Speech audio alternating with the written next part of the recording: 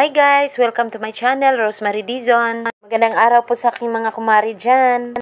For today's video mga kumari, kakain tayo ng salad. Samahan nyo ako. Habang nagtitinda ako kanina, gumagawa naman ako ng salad. Ngayon tapos na ako magtinda at wala na mga customer, kaya ako na naman kakain.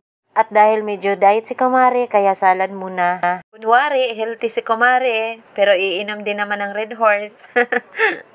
Hindi nga mga kumari, kailangan din tayong kumain ng salad paminsan-minsan.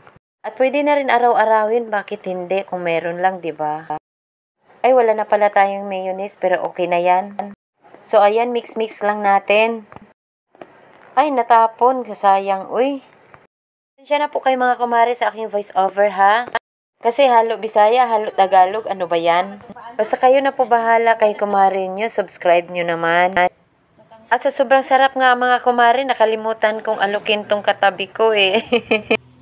Pero inalok ko naman talaga siya, pero ayaw lang niya, baka maubos daw niya. Pero mukhang seryoso talaga yung pinag-usapan namin dito mga kumari. Anyway mga kumari, gusto ko lang magpasalamat sa mga nanood ng aking mga video.